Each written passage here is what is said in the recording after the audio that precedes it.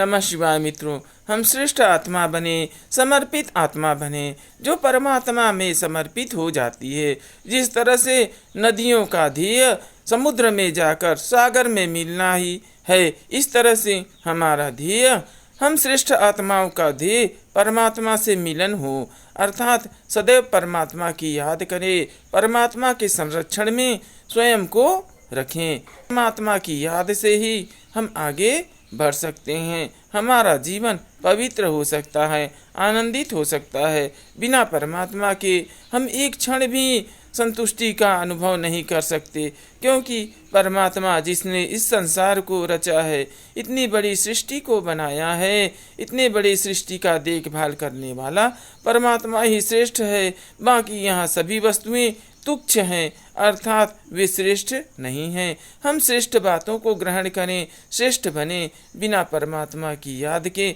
हम कैसे श्रेष्ठ बन सकते हैं? अर्थात हम आत्माएं परमात्मा में लीन होने के लिए ईश्वर की भक्ति करें तथा परमात्मा में लीन हो जाएं, क्योंकि हमारा ध्येय, मनुष्य जन्म का ध्येय परमात्मा में विलीन होना ही है, अर्थात जीवन मुक्ति प्राप्त करना, परमात्मा के सान्निध्य में रहें, परमात्मा की भक्ति करें। और इस संसार की माया में हम भटक करके दुखी होते हैं और संतुष्टि प्राप्त नहीं कर सकते, अर्थात परमात्मा में विलीन होने के लिए परमात्मा की भक्ति करें, परमात्मा की शरण में सदैव रहें, अर्थात श्रेष्ठ बातों का अनुभव करें, क्योंकि परमात्मा से श्रेष्ठ इस संसार में कुछ भी नहीं है। और परमात्मा की माया से ही हमारा मन भटकता रहता है, परंतु जब तक भक्ति नहीं करेंगे हमारा मन स्थिर नहीं होगा, अर्थात मन को स्थिर करने के लिए सदैव परमात्मा की भक्ति करें,